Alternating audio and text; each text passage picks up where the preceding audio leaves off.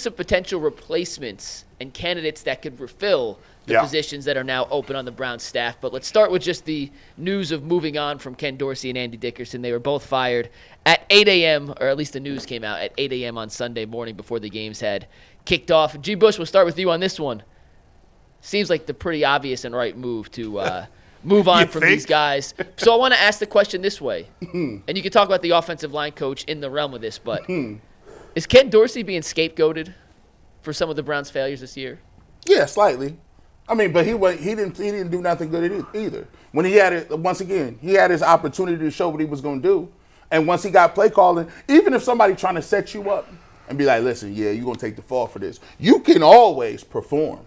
You can always have great game plans. But Ken Dorsey was dropping back, throwing the ball 97,000 times with quarterbacks that's going to turn the ball over. So, no, Ken Dorsey didn't show up when he got the opportunity. But is he being slightly scapegoated? Sure.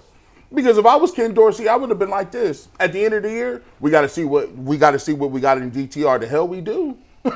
I'm going with Jameis Winston. Hey, this gives me the best chance to keep my job. And then I'm definitely not playing Bailey Zappi. So, like, at the end of the year, the mandate was we're going to lose games. Was it not? We all knew it. The mandate at the end of the year. The team wasn't trying to lose games. I don't believe that. I mean, at what point was, like, the season done and they were like, you know what? We might want a top 3 pick. I think that the decision to start DTR or Bailey Zappi over Jameis Winston was, we don't care, that winning's not a priority and we want to see what these guys have. But I don't think there was, I don't think the coach and the players were in any way trying to lose the games. I don't believe that. No. I don't think they were trying to lose the game, but when you, by default, play DTR, you're trying to lose. You playing Bailey Zappi and DTR. I don't think they put Dorian out there for that first game thinking he was going to be as bad as he was, and they were trying to lose that game. I think, listen, I've said it for weeks. You did have to see what you had in them. You found out. Yeah. You got your answer. You effed around and found out. But you know what? But that's not a bad thing. It's not a bad thing. It was for Dorsey. He was gone anyway. He was gone here's anyway. The thing. Yeah. But this is what I'm saying. Like, that's why I said And Ken didn't have the decision who's going to start at quarterback. That's obviously. Ken's not Ken making Dorsey, that call. I agree with Jason, though. Ken Dorsey was getting fired no matter what. We'll say organizationally, they decided to design the offense around Deshaun Watson. Ken Dorsey had some more experience with that. They brought him in. At some point, clearly, Kevin Stefanski said, this experiment didn't work. We're going back to my system, like it or not. That's what we're doing. Ken Dorsey's not. We don't need Ken Dorsey for that. He's gone. He's not a good coach. He's fired. And that's why I said, yeah. And Andy Dickerson lost his job. Or before the season ended. How many times did I sit here on Mondays and say all Ken Dorsey knows how to do is throw the ball? That's all. Where do you think I was getting that? The players were telling me that. The players were the ones saying all they can do is throw the ball. So that's all we do is throw the ball. Yeah. And there is no marrying the pass to the run. There is no focus on trying to run the ball at all. It's just make the quarterback the star. Regardless of the quarterback's talents, the quarterback is the star of and that's how Ken Dorsey's offense runs. And it was a disaster. They were trying to run a system with players that didn't fit the system. I said that every Monday after the first 3 or 4 games. These receivers are not built to run this system. The line is not meant to play this way. And that's what you got out of it. I will say this. Ken got his opportunity and, didn't work out for him, dog. I wish you the best of luck in your endeavors at a Division II college. But this offensive line coach, your boy told you about this preseason. I talked about this preseason. I said, oh, this is terrible. I said, what is this? These dudes don't know what they're doing. They don't know who to block. Their scheme up front is trash.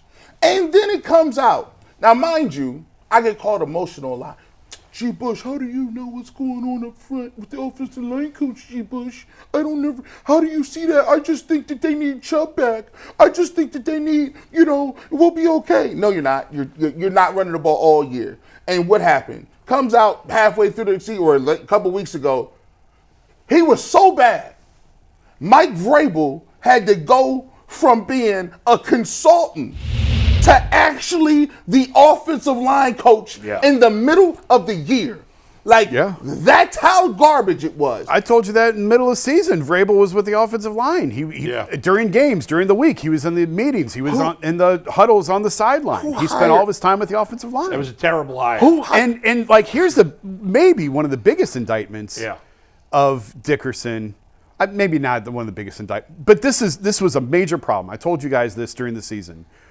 Zach Zinter was drafted here to be a plug-and-play guy, to be ready to go if needed. He had a ton of playing time at Michigan. He was an experienced veteran guy, and he was totally lost to the point where I had other guys saying, I don't know if he's ever going to work as an NFL player. Yeah. I think he was so poorly coached that he just was lost in his. Now, will Zach Zinter ever be a player in the NFL? I have no idea. Yeah. But I think he could really benefit from a coaching change because he was a disaster. Yeah. And he should not have been, from where they picked him and from what was expected of him and from coming from a program like Michigan, a lot more was expected of him than what he delivered. So we'll see now what they can get out of him. Who knows? He may still suck. But DeJuan Jones also said the same things about Vrabel. Like, hey, I want him traveling with me. I feel like I was playing my best football when Vrabel started taking a little extra DeJuan Jones got to be able to stay on the field. But that's an indictment. They need a veteran offensive line coach. You lose Bill Callahan, I get that. But for you to hire this guy and make a college guy your run game coordinator, that was is a travesty. Like, there's times when you're watching the All-22, they don't know who to block. They don't. They just, there's no rules. I don't know. I talked to Sean King. I said, Sean, he's like, I don't know what the protection scheme is. Guys are just coming free. Like, and so they have to make better decisions on a smaller level as well. Guys got fired. I need to have a home run at offensive line coach. There should be a new run game coordinator, and there should also be, for this offensive coordinator coming back, I don't know if you got to bring Van Pelt back, but that has to be a home run. That can't be just some throwaway position. No, I agree.